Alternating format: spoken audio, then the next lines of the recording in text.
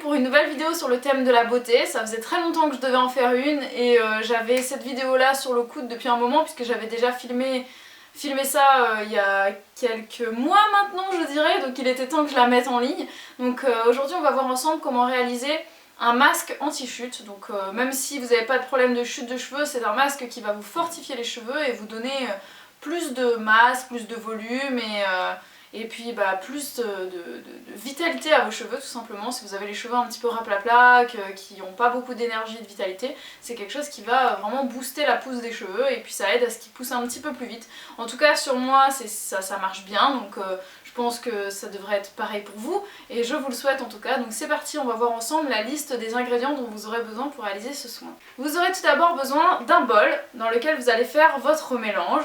Donc dans ce bol vous allez mélanger de la poudre d'ortie piquante. Pour les quantités vous faites selon votre volume. Pour moi je crois que c'était à peu près 4 cuillerées à café bombées, mais vous pouvez peut-être en mettre plus. C'est pas un problème, ça dépend de votre masse. Vous aurez besoin ensuite de 10 gouttes d'huile essentielle de pamplemousse. C'est écrit détox minceur dessus, mais je vous assure que c'est fortifiant pour les cheveux.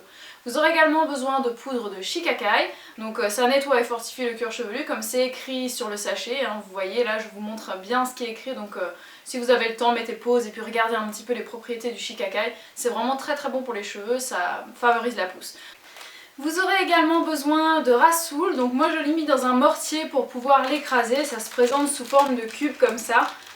Et vous en trouvez un petit peu partout, dans les magasins bio généralement ou sur internet. Donc une fois que vous avez terminé d'avoir vos ingrédients, vous pouvez tout installer dans votre bol, vous allez mélanger le tout. Et moi ce que je fais généralement c'est que je mélange mes poudres d'abord avec mes 10 gouttes d'huile essentielle de pamplemousse. Et ensuite on complète avec de l'eau, tiède ou non, c'est à vous de voir. Vous mélangez jusqu'à ce que ça vous fasse une pâte homogène. Et ensuite, il n'y a plus qu'à, hein. Il faut étaler tout ça sur votre tête.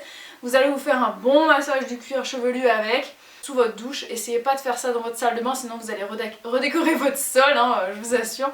Donc massez bien votre tête, vous massez jusqu'à ce que vous en ayez marre, hein, tout simplement. Et c'est pas la peine de vraiment en mettre sur les longueurs, puisque ça a tendance à un petit peu assécher les cheveux. Si vous avez les cheveux secs d'ailleurs, n'hésitez pas à rajouter un petit peu d'huile à l'intérieur. Moi là j'en ai pas mis parce que j'ai les racines grasses et c'est un massage que je fais essentiellement pour les racines, puisque le cheveu ne pousse pas par la pointe mais bien par la racine.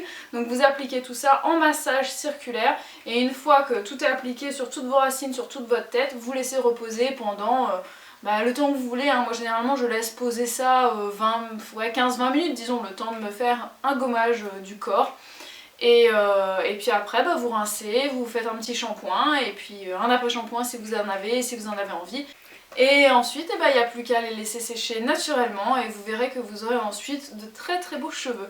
Donc j'espère que cette petite vidéo vous a plu. N'hésitez pas à me mettre un petit pouce j'allais dire vert par habitude, mais ils sont bleus maintenant, donc un petit pouce bleu si vous avez aimé cette recette. N'hésitez pas à me partager vos astuces à vous, n'hésitez pas à me dire ce que vous en avez pensé si vous l'avez testé. Et puis moi je vous retrouve très vite pour de nouvelles vidéos. Si ça vous intéresse, dites-le moi dans la barre de commentaires. J'aimerais bien vous montrer ma recette de gommage corporel anticellulite, détoxifiant, tonicité, fermeté, tout ça. Voilà. Si ça vous intéresse, dites-le moi puisque j'en ai plus, il faut que je m'en refasse. Donc si ça vous intéresse, je vais le filmer, comme ça je vous en ferai une petite vidéo. Voilà, je vous remercie encore énormément du fond du cœur pour tous vos abonnements, pour votre fidélité et je vous dis à très bientôt. Ciao!